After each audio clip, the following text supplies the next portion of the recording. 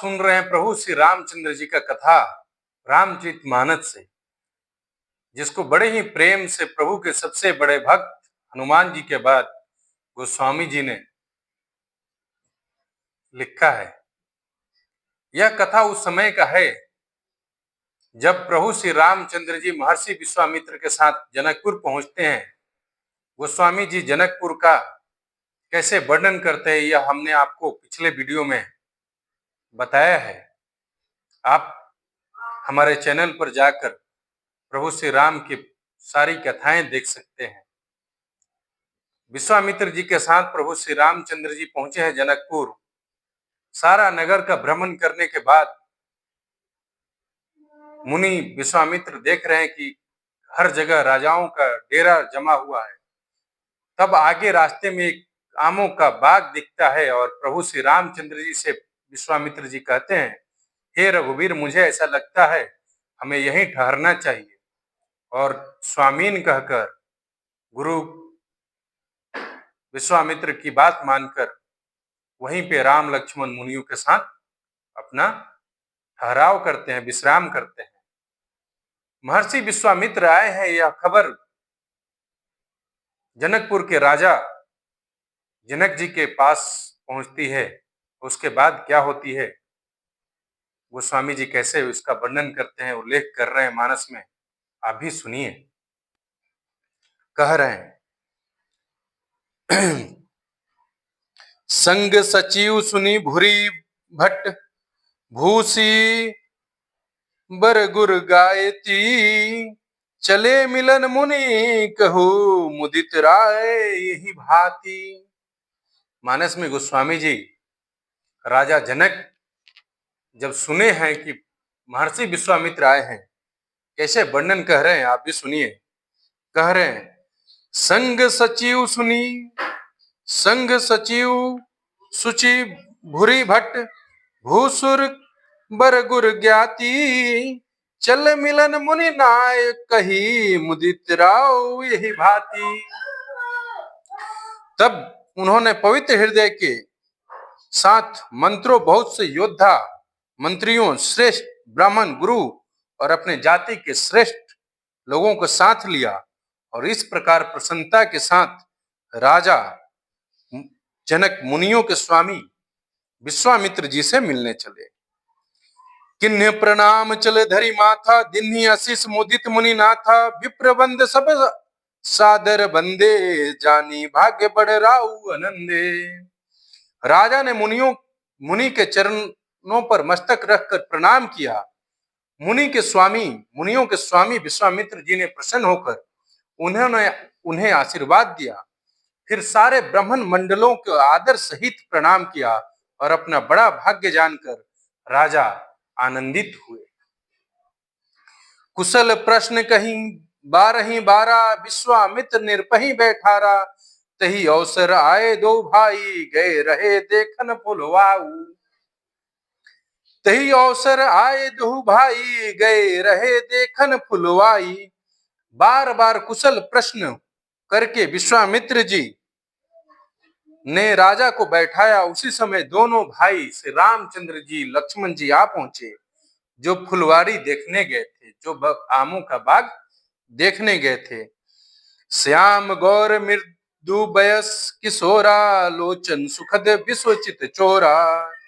कैसे वर्णन कर रहे हैं प्रभु श्री रामचंद्र जी का गोस्वामी जी। श्याम गौर मृदु बयस किशोरा, लोचन सुखद विश्वचित चोरा, उठे सकल जब रघुपति आए, विश्वामित्र निकट बैठाए। सुकुमार किशोर अवस्था वाले श्याम और गौर वर्ण के दोनों राजकुमार, नेत्रों को सुख देने वाले और सारे विश्व के चित्त को चुराने वाले, जब रघुनाथ जी आए तब सब उठ खड़े हुए और विश्वामित्र जी ने उनको अपने पास बैठाया। भय सब सुखी देख दो भ्राता, भरी बिलोचन पुलकित गाता, मूर्ति मधुर मनोहर देखी, भयो विदेहु विदेहु विसेखी। दोनों भाइयों को देखकर सभी सुखी हुए, प्रसन्न हुए। सबके नेत्रों में जल भर आया, आनंद और प्रेम के आंसू उमड़ पाए और शरीर रोमांचित हो उठे। प्रभु श्री राम जी की मधुर मनोहर मूर्तियों को देखकर जनक जी विशेष रूप से विदेह देह की शुद्ध बुद्ध से रहित हो गए, अपना शुद्ध बुद्ध खो गए। प्रेम मगन मनु जानी निरपु करी विवेक धरि धीर, बोले मुनि पद नाई शुरू गद गद गिरा गभीर। मन में प्रेम जान राजा जनक ने विवेक का आश्रय लेकर धीरज धारण किया और मुनि के चरणों में सिर नवाकर गदगद गंभीर वाणी से बोले, कहो नाथ सुंदर दो बालक, मुनि कुल तिलक निरकुल पालक, ब्रह्मा जो निगम नेति कही गावा, उभय भेष धरी की सोई आवा। क्या कह रहे हैं राजा जनक विश्वामित्र से? कह रहे हैं, हे नाथ, कहिए दोनों सुंदर बालक मुनि के कुल के आभूषण है, मुनि कुल के आभूषण है या किसी राज वंश के पालक है, अथवा जिसका वेदों ने नेति कहकर गान किया है, कहीं वह ब्रह्मा तो युगल रूप धरकर नहीं आए हैं?